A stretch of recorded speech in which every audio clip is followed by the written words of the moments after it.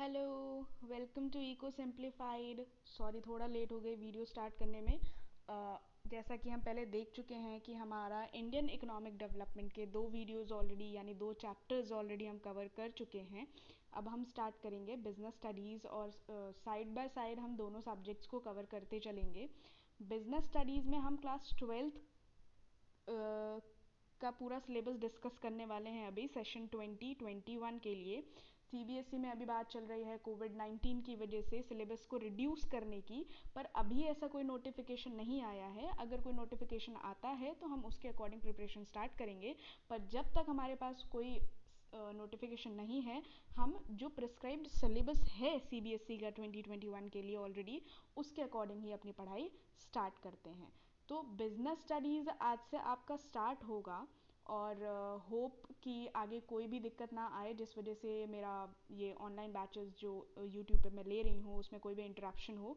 तो स्टार्ट करते हैं सबसे पहले बिजनेस स्टडीज़ क्लास ट्वेल्थ के लिए सिलेबस डिस्कशन के साथ। ओके, तो आगे बढ़ते हैं। अब ये देखिए, जो बिजनेस स्टडीज़ का आपका पेपर है ना, ये दो पार्ट में डिवाइडेड है, थ्योरी और प्रोजेक्ट।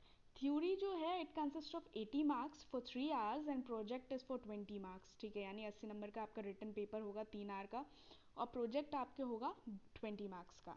अब जो 80 नंबर का आपका ये होता है, क्या बोलते हैं इसको, थियरी, इसमें पार्ट ए है और पार्ट बी है। ठीक है, पार्ट ए है आपका principle and functions of management, यानी हम इसमें डीपली मैनेजमेंट को समझेंगे कि मैनेजमेंट होता क्या है, इन्वायरमेंट कैसा होता है मैनेजमेंट का, फंक्शंस कौन से होते हैं मैनेजमेंट के। और पार्ट बी हमारा है business finance and marketing. Right, अब पार्ट ए के जो चैप्टर्स हैं वो कुछ इस तरह हैं: nature and significance of management, principle of management, business environment, planning, organising, staffing, directing और कंट्रोलिंग। इसके अलावा पार्ट बी की अगर हम बात करें तो फाइनेंशियल मैनेजमेंट है, फाइनेंशियल मार्केट है, मार्केटिंग मैनेजमेंट है और कंज्यूमर प्रोटेक्शन है। फाइन, तो ये आपका कंसिस्ट होता है पूरा बिजनेस स्टडीज़ का पेपर, जो कि आपका क्या है, 80 मार्क्स का थ्योरी है, 20 मार्क्स का प्रोजेक्ट है। अब आगे हम देख लेते हैं कि कौन से चैप्टर का कितना वेटेज दिया गया है सीबीएसई की तरफ से। तो अगर हम वेटेज और मार्क्स डिस्ट्रीब्यूशन की बात करते हैं तो पार्ट ए जो आपका है वो 50 मार्क्स का है, पार्ट बी जो आपका है वो 30 मार्क्स का है।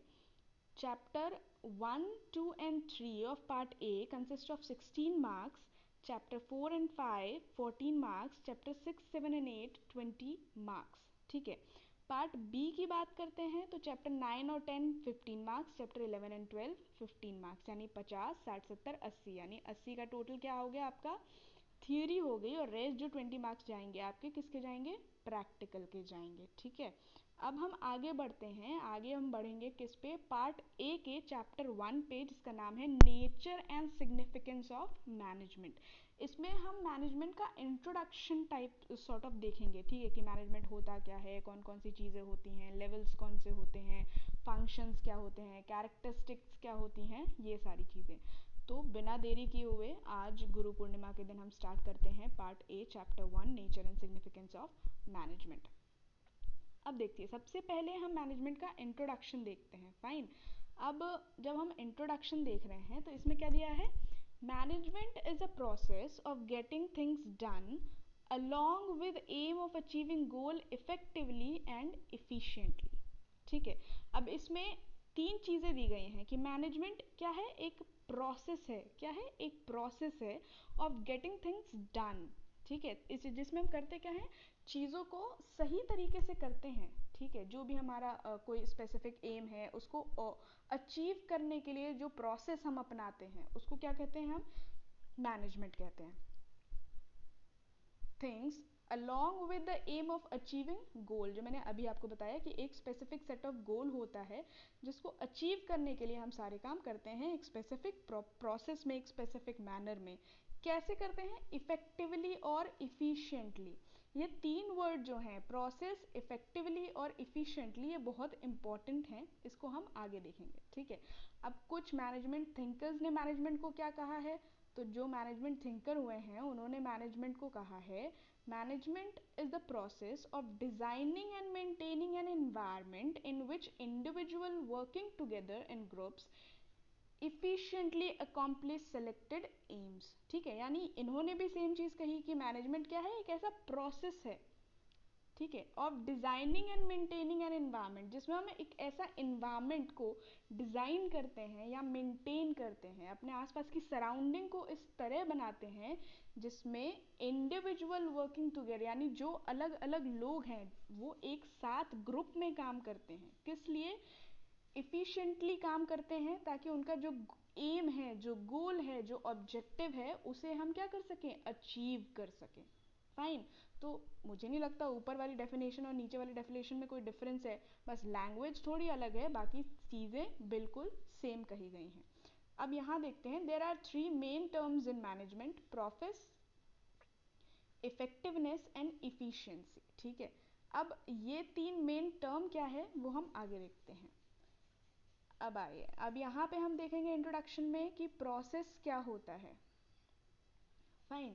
प्रोसेस क्या है? प्राइमरी फंक्शन और activity that management performs to get things done. Process का मतलब क्या है? एक स्पेसिफिक सेट ऑफ रूल बना दिए गए, कोई आपको गाइडलाइंस दे दी गई, ठीक है।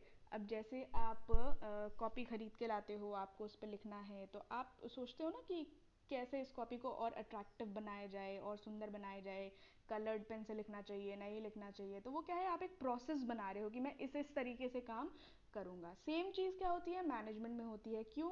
क्योंकि हमारा एक एम होता है, उस एम को अचीव करने के लिए ना हम एक प्रोसेस में काम करते हैं, एक सिस्टमेटिक मैनर में काम करते हैं। उसी सिस्टमेटिक मैनर को हम प्रोसेस कहते हैं, जिससे होता क्या है कि हमारी जो भी एम होती है, जो भी ऑब्जेक्टिव होता है, वो पूरा हो पाता है उस प्रोसेस के थ्रू अगर हम काम करेंगे तो। ठीक है, नेक्स्ट देखते हैं इफिशिएंसी क्या होती है या इफेक्टिवनेस क्या होती है। Effectiveness: doing the right task, completing activity and achieving goal concerned with and result. यानी जब हम इफेक्टिवनेस की बात करते हैं तो लास्ट लाइन में क्या लिखा हुआ है, कंसर्न्ड विद एंड रिजल्ट। यानी जब हम इफेक्टिवनेस की बात कर रहे हैं तो हम ध्यान किस पे दे रहे हैं, एंड रिजल्ट पे ध्यान दे रहे हैं कि हमें हमारा जो गोल है वो अचीव करना है। अब वो कैसे अचीव होगा, उसके लिए अगर प्रोसेसिंग अच्छे से हुई है, प्रोसेस अच्छे से बने हैं, रूल्स रेगुलेशन अच्छे से बने हैं तो ठीक है। अदरवाइज हमारा एम क्या होता है कि हमें किसी भी तरीके से एंड रिजल्ट तक पहुंचना है, बीच में हमारा कोई भी नुकसान हो रहा है हम उस पर ध्यान नहीं दे रहे हैं। ठीक है, नेक्स्ट है हमारा efficiency: doing the task correctly with minimum cost. ठीक है, इफेक्टिवनेस क्या सिखाता है कि हमें एंड रिजल्ट तक पहुंचना है, पर इफिशिएंसी क्या कहती है कि एंड रिजल्ट तक तो पहुंचना है भैया, लेकिन कॉस्ट को कम रखते हुए, मिनिमाइज करते हुए कॉस्ट को, क्योंकि जब कॉस्ट कम होगी तभी क्या होगा, प्रॉफिट इंक्रीज होता है। ठीक है, यानी टास्क को हमें करना तो है, एंड रिजल्ट तक पहुंचना तो है, पर करेक्टली करना है और कॉस्ट को मिनिमम रखते हुए करना है। ये 3 चीज़ें थी क्या, प्रोसेस, इफेक्टिवनेस और इफिशिएंसी। इसके बाद आपका आता है, for long term survival and growth of a business, its management must try to achieve goal effectiveness at a minimum cost, that is efficiency, and thus maintaining a balance between effectiveness and efficiency। ठीक है, यानी किसी भी firm का अगर long term survival और growth देखना है, किसी भी बिजनेस का लॉन्ग टर्म सर्वाइवल और ग्रोथ देखना है, तो उसमें हमें क्या देखना होता है कि मैनेजमेंट का जो गोल है, ठीक है, जो हमें अचीव करना है, जिसके लिए हम काम कर रहे हैं, वो इफेक्टिवनेस के साथ साथ इफिशियंसी भी हो उस गोल को अचीव करने में। यानी हम काम तो पूरा कर लें, ठीक है, एंड रिजल्ट तक पहुंच जाएं, पर कॉस्ट को मिनिमम रखते हुए, तभी क्या कर पाएंगे हम, लॉन्ग रन में मार्केट में सरवाइव कर पाएंगे। अदरवाइज अगर हम कॉस्ट पे ध्यान नहीं दे रहे हैं, कॉस्ट हमारी कुछ भी जा रही है, हम प्रोडक्शन किए जा रहे हैं, तो वहाँ क्या होगा, फिर लॉस की सिचुएशन हो जाएगी। और कोई भी फर्म, कोई भी मैनेजमेंट, कोई भी कंपनी कभी भी लॉस में जाके काम करना नहीं चाहेगी। फाइन, अब हम आगे चलते हैं, होप आपको इतना समझ आ गया होगा। आगे है आपका कैरेक्टरिस्टिक्स ऑफ मैनेजमेंट। ठीक है, यानी मैनेजमेंट होता कैसा है, क्या कैरेक्टरिस्टिक्स होती हैं उसकी। ठीक है, मैनेजमेंट देखिए एक गोल ओरिएंटेड प्रोसेस होता है। क्या होता है, गोल ओरिएंटेड प्रोसेस। ठीक है, यानी एक स्पेसिफिक गोल होता है, इसे अभी हम ऊपर ऊपर से देखते हैं, आगे फिर इन्हीं पॉइंट्स को डिटेल में डिस्कस करेंगे। एक स्पेसिफिक गोल होता है, उस गोल को पूरा करने के लिए हम सारे काम करते हैं। मैनेजमेंट इज परवेसिव, परवेसिव मतलब हर जगह होता है, ठीक है। मैनेजमेंट के अंदर होगा, कंपनी के अंदर होगा, कंपनी के बाहर होगा, किसी स्कूल में होगा, क्रिकेट टीम में होगा, गवर्नमेंट में होगा, मतलब हर जगह मैनेजमेंट का यूज़ होता है। मल्टी डायमेंशनल मतलब हर लेवल पे यूज़ होता है। कंटिन्यूअस प्रोसेस मतलब मैनेजमेंट कभी रुकता नहीं है, हमेशा चलता ही रहता है। ग्रुप एक्टिविटी का क्या मतलब है कि कोई एक पर्सन कभी भी मैनेजमेंट नहीं बनाएगा, कई सारे लोग मिल के मैनेजमेंट बनाते हैं, कई सारे लोग मिल के काम करते हैं, इसलिए क्या है, ग्रुप एक्टिविटी है।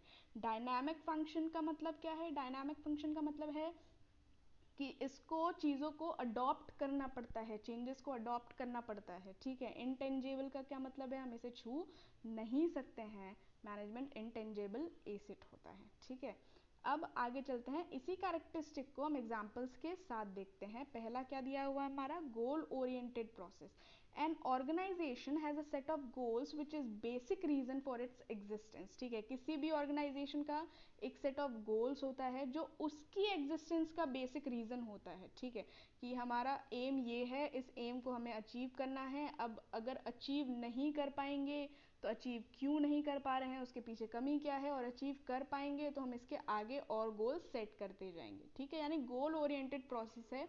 और मैनेजमेंट के एग्जिस्टेंस का रीज़न भी यही है कि एक स्पेसिफिक गोल बनाते हैं, उस गोल को पूरा करते हैं। अगर आप गोल नहीं बनाओगे तो कोई भी कुछ भी काम करेगा आपके कंपनी में और आप उसको फिर असिस्ट नहीं कर पाओगे, ठीक है।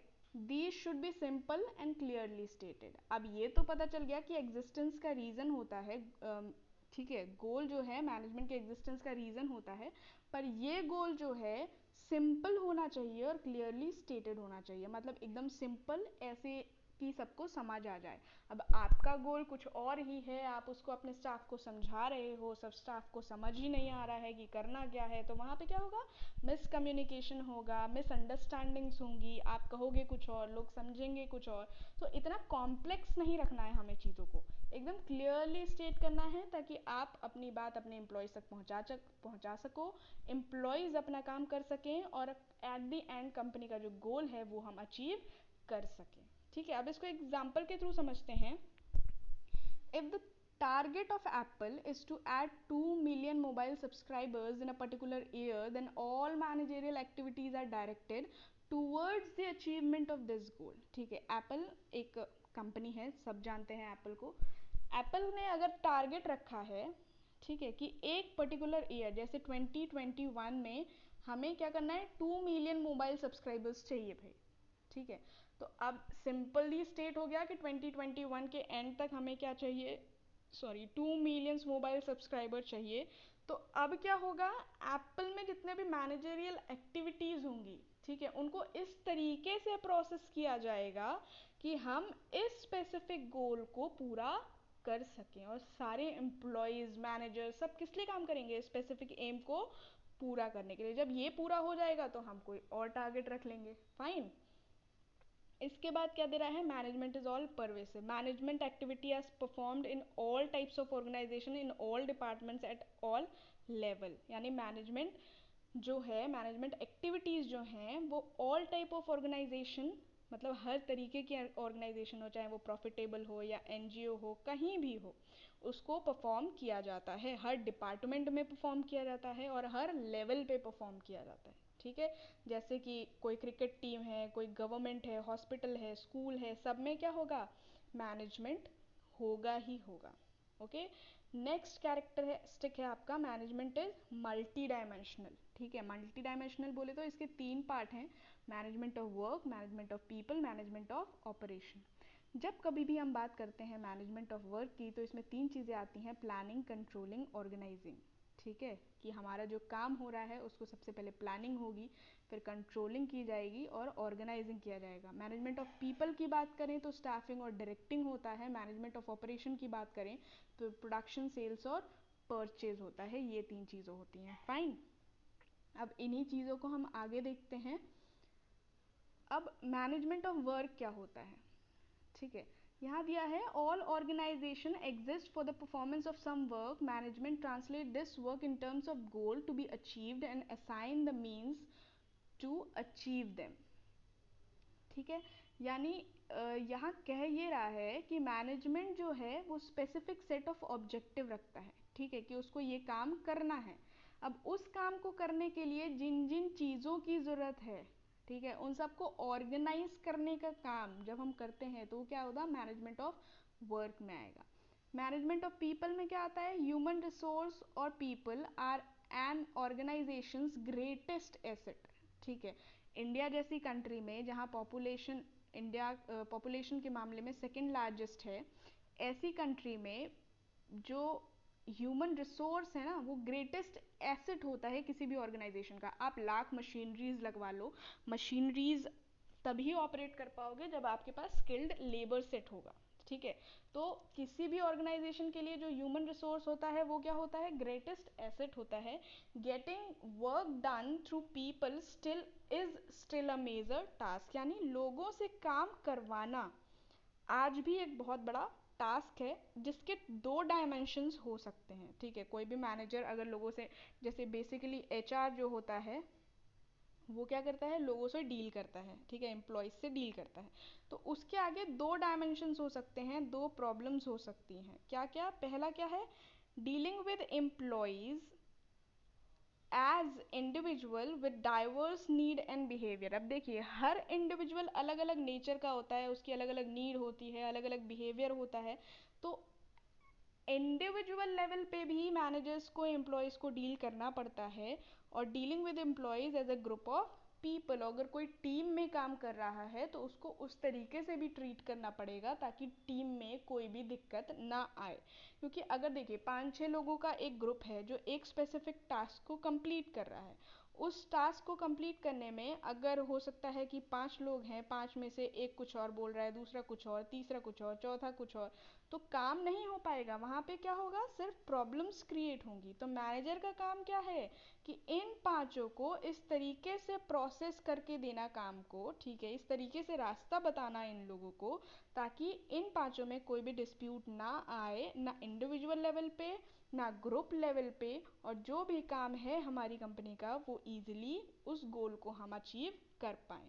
नेक्स्ट आता है आपका management of operation. This requires a production process of transforming input material and the technology input the desire output for consumption. यानी मैनेजमेंट ऑपरेशंस में क्या होता है कि हम स्पेसिफिक इनपुट को डालते हैं, उसको प्रोसेस करते हैं और उसके बाद एक डिज़ायर्ड आउटपुट निकालते हैं, किसके लिए, कंजम्पशन के लिए। सेम प्रोसेस है कि रॉ मटेरियल डाला, उसको पूरा प्रोसेस किया और बाद में क्या आ रहा है, फिनिश्ड गुड्स आ रहे हैं जिनको हम क्या कर सकते हैं, कंज्यूम कर सकते हैं। तो यहाँ क्या होता है, management of work, management of people, management of operations.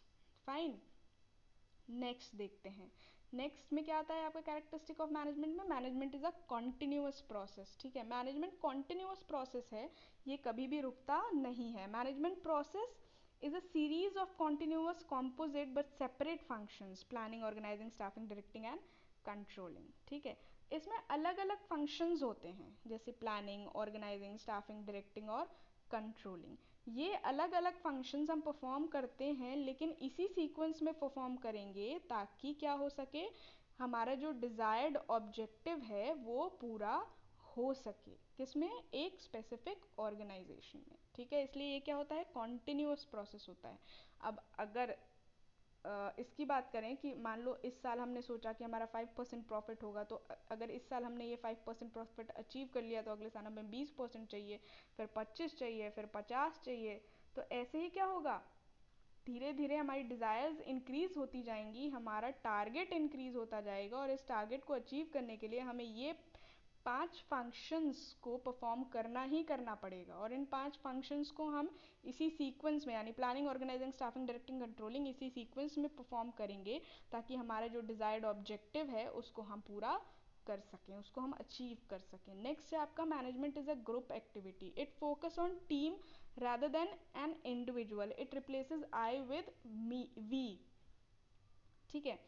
अब यहाँ पे क्या हो रहा है, ग्रुप एक्टिविटी है, मतलब कोई एक इंडिविजुअल तो काम कर नहीं रहा होगा, यहाँ पे एक टीम लीडर होगा, इसके कुछ मेंबर्स होंगे, ये सब मिलके एक स्पेसिफिक टास्क को कंप्लीट कर रहे होंगे। तो यहाँ पे क्या हो रहा है, आई यानी इंडिविजुअल को हटा के हम टीम की बात कर रहे हैं, तो किसकी बात कर रहे हैं, वी की बात कर रहे हैं। ग्रुप एक्टिविटी है, कोई एक अकेला कोई भी काम नहीं कर सकता है, उसको काम करने के लिए कुछ लोगों की ज़रूरत पड़ेगी, और इसीलिए हम बोलते हैं कि ग्रुप एक्टिविटी है जिसमें हम आई यानी इंडिविजुअल को रिप्लेस करते हैं वी यानी टीम से। ठीक है, अब इसके आगे देखते हैं क्या लिखा हुआ है। इसके आगे है आपका management is a dynamic function, यानी चेंजेस को अडॉप्ट करना पड़ेगा, अदरवाइज आप किसी भी कंडीशन में सर्वाइव नहीं कर पाओगे अगर आप चेंजेस को अडॉप्ट नहीं कर सकते हैं। In order to be successful an organisation must change itself and its goal according to the need of the environment. ठीक है, अब यहाँ क्या बात हो रही है, यहाँ बात ये हो रही है कि हमारे आसपास का जो इन्वायरमेंट होता है, यानी हम जिस स्पेसिफिक एरिया में अपना बिजनेस करना चाहते हैं वहाँ के आसपास का जो इन्वायरमेंट है उसके अकॉर्डिंग, ठीक है, हमें अपने गोल्स को, हमें अपने प्रोसेस को, पूरी प्लानिंग को चेंज करना पड़ता है। अगर हम रिजिड होके काम करेंगे तो हो सकता है कि हम आगे फेल हो जाएं। क्यों? क्योंकि आप थर्ड चैप्टर जो बिजनेस इन्वायरमेंट पढ़ोगे उसमें आप ये देखोगे कि हमारी बिजनेस इन्वायरमेंट जो एक्सटर्नल या इंटरनल इन्वायरमेंट होती है दोनों ही हमारे बिजनेस पे बहुत ज़्यादा इफेक्ट डालती है। इसलिए ज़रूरी क्या है कि हम पहले पूरी एनालिसिस करें कि हम जिस स्पेसिफिक एरिया में, जिस स्पेसिफिक फील्ड में बिजनेस करना चाहते हैं वहाँ का इन्वायरमेंट कैसा चल रहा है, हमें किन किन चेंजेस की ज़रूरत है, हमारे कस्टमर्स क्या प्रेफर करेंगे, क्या नहीं प्रेफर करेंगे, मार्केट में ट्रेंड क्या चल रहा है, कंज्यूमर की प्रेफरेंस क्या है, ये सारी चीज़ें देखते हुए हमें इन चीज़ों को अडॉप्ट करना पड़ेगा ताकि हम लॉन्ग रन में सर्वाइव कर पाएँ। ठीक है, तो डायनामिक फंक्शन का क्या मतलब है? डायनामिक फंक्शन का मतलब ये है कि हम चीज़ों को क्या करते हैं, अडॉप्ट करेंगे, चेंजेस को अडॉप्ट करेंगे ताकि हम लॉन्ग रन में किसी भी स्पेसिफिक इन्वायरमेंट में क्या कर पाएँ, एग्जिस्ट कर पाएँ। ओके, इसका बहुत बड़ा एग्जाम्पल है McDonald's, the fast food giant made major changes in its menu to serve in the Indian market. Okay, यानी मैकडोनल्ड्स जो है इंडिया की कंपनी तो है नहीं, फूड जाइंट है, ठीक है, वो इंडिया आई, इंडिया में उसने सर्वे किया, इंडिया में सर्वे में उसने देखा कि इंडिया के लोगों को खाना कैसा पसंद है, तीखा पसंद है, मीठा पसंद है, क्या प्रेफरेंस है, वो खाने में क्या खाते हैं, सारी चीज़ों का उन्होंने क्या किया, एक एनालिसिस किया, और उसके बाद अपने मेन्यू कार्ड को इंडिया के टेस्ट, नेचर और प्रेफरेंस के हिसाब से चेंज किया। अगर वो वही मेन्यू कार्ड लेके आता जो वो बाहर की कंट्रीज़ में चलाते हैं तो शायद मैकडोनल्ड्स आज इतना सक्सेसफुल नहीं हो पाता जितना सक्सेसफुल आज है। यानी मैकडोनल्ड्स ने क्या किया, अपने इन्वायरमेंट को स्कैन किया और उसके जो भी चेंजेस उसने देखे इस इन्वायरमेंट में उसको डायनामिकली एक्सेप्ट किया, और उसको उसकी वजह से मैकडोनल्ड्स आज इंडिया का बहुत बड़ी इंडिया में बहुत बड़ा नाम है मैकडोनल्ड्स का। ठीक है, यानी मार्केट इसका बहुत ज़्यादा एक्सपैंड कर चुका है। लास्ट पॉइंट है इसमें हमारा, मैनेजमेंट इज इंटेंजेबल। इंटेंजेबल क्या होते हैं? ऐसे ऐसी चीज़ें जिनको हम छू नहीं सकते, जिनको हम सिर्फ फील कर सकते हैं। तो सेम चीज़ है, मैनेजमेंट कोई एक सिंपल पर्सन नहीं है कि आप जाके उसको छू लोगे, आप जाके उससे बात कर लोगे। ठीक है, ऐसा कुछ भी नहीं होता है। If any company progress chart is declining it indicates failure in management, और in other words mismanagement. अगर किसी कंपनी का प्रोग्रेस चार्ट डिक्लाइन कर रहा है, ठीक है, यानी प्रोग्रेस रिपोर्ट अच्छी नहीं है उस कंपनी की, प्रॉफिट अच्छा नहीं जा रहा है, ग्रोथ अच्छी नहीं हो रही है, तो हम क्या बोलते हैं कि मिस मैनेजमेंट हुआ है या मैनेजमेंट फेलियर है। हम ये नहीं बोलते हैं कि उसका डायरेक्टर फेल हो गया, उसका एमडी फेल हो गया, या ऑपरेशंस में वो अच्छा काम नहीं कर रहे हैं। हम क्या बोलते हैं कि मैनेजमेंट फेलियर है। यानी ये सारी चीज़ें मिल के क्या बनाती हैं, मैनेजमेंट बनाती हैं, और हम बोलते हैं कि पूरा मैनेजमेंट का फेलियर है। ठीक है, एग्जाम्पल लेते हैं आपके स्कूल का। आपके स्कूल का भी मैनेजमेंट होगा जिसमें आपकी प्रिंसिपल होंगी, चेयरपर्सन होंगे, इसके अलावा फीस का डिपार्टमेंट होगा, बुक्स का डिपार्टमेंट होगा, ये सारी चीज़ें क्या हैं, ये एकेडमिक इंचार्ज होंगे, डीन होंगे, ये सब लोग क्या करते हैं, मिल के मैनेजमेंट बनाते हैं। ठीक है, अब इसमें आपको जिस स्पेसिफिक डिपार्टमेंट में काम है आप उस स्पेसिफिक डिपार्टमेंट में जाते हैं। अब ऐसा तो नहीं है फीस का काम है तो आप प्रिंसिपल से मिलोगे, आप फीस डिपार्टमेंट जाके फीस सबमिट कराओगे, सिंपल सी बात है। तो सेम चीज़ क्या हो रही है कि अगर ग्राफ डिक्लाइन कर रहा है तो क्या है, मैनेजमेंट फेलियर है, अगर ग्राफ ऊपर जा रहा है तो मैनेजमेंट अच्छा काम कर रही है। तो ये रही बात किसकी, कैरेक्टरिस्टिक्स ऑफ मैनेजमेंट की। तो आज की वीडियो में सिर्फ इतना ही, यानी हमने मैनेजमेंट का इंट्रोडक्शन देखा, कैरेक्टरिस्टिक ऑफ मैनेजमेंट्स देखे, ठीक है। आगे की वीडियोस में हम और टॉपिक्स के बारे में बात करेंगे। मैं कोशिश करूँगी कि वीडियो कल या परसों अपलोड हो जाए, उसमें ज़्यादा टाइम ना लगे। और stay tuned for upcoming videos, do like, share and subscribe and comment. Take care everyone. और कोशिश कीजिए ज़्यादा से ज़्यादा लोगों में शेयर करने की इसे, ताकि every student out there for session 2021 may get benefited from this. Thank you so much. Stay tuned.